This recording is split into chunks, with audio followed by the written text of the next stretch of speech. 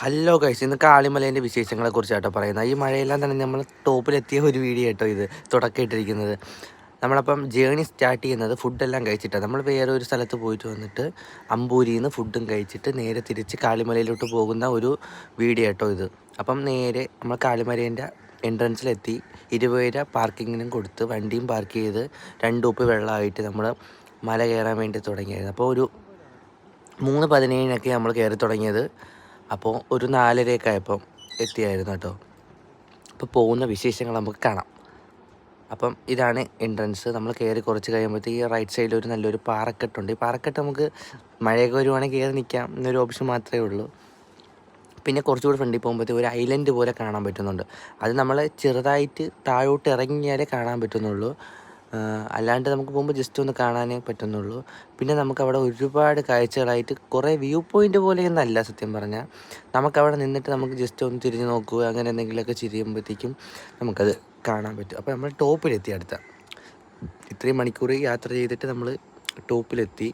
അപ്പം 2 സൈഡിലും പൈൻ മരങ്ങൾ, പൈനല്ല ക്രിസ്മസ് ട്രീൻ്റെ ആ ഒരു മരങ്ങൾ രണ്ടും നിൽപ്പുണ്ട്. ഭയങ്കര ബ്യൂട്ടിഫുള്ളായിട്ടോ. മഞ്ഞും മഴയും അങ്ങനെ ഒരു കാലാവസ്ഥയായിരുന്നു നമ്മൾ പോയപ്പോൾ. ഫുൾ മഴ നനഞ്ഞ് ഏറ്റവും ടോപ്പിലെത്തി.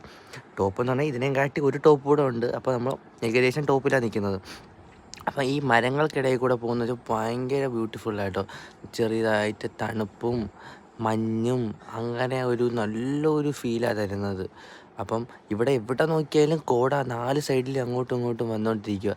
അപ്പോൾ നമ്മൾ കുറേ നേരം അവിടെ നിന്നിട്ട് ഭംഗിയെല്ലാം ആസ്വദിച്ച് നല്ല ശുദ്ധവായു ശ്വസിച്ച് അങ്ങനെ കുറേ നേരം നമ്മളവിടെ ഇരുന്നായിരുന്നു കേട്ടോ. അപ്പം ക്ലൈമറ്റ് ചേഞ്ചായി. അപ്പം ശകലം വെയിലൊക്കെ അടിക്കുന്നുണ്ട്.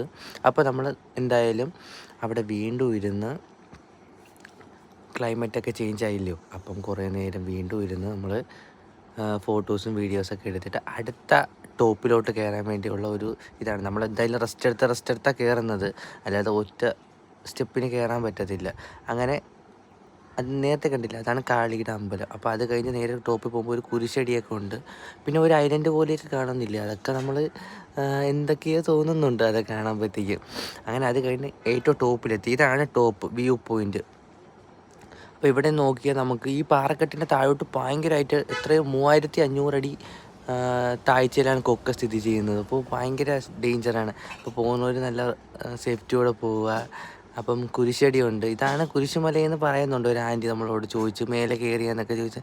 എനിക്ക് കറക്റ്റ് അറിയത്തില്ല, നമ്മൾ ആദ്യമായിട്ടാണ് പോകുന്നത്. എന്തായാലും കാളിമല എനിക്ക് ഭയങ്കരമായിട്ട് ഇഷ്ടപ്പെട്ട ഒരു സ്പോട്ട് തന്നെ. നല്ല പ്രകൃതി രമണീയമായ സ്ഥലം, അടിപൊളി സെറ്റ്.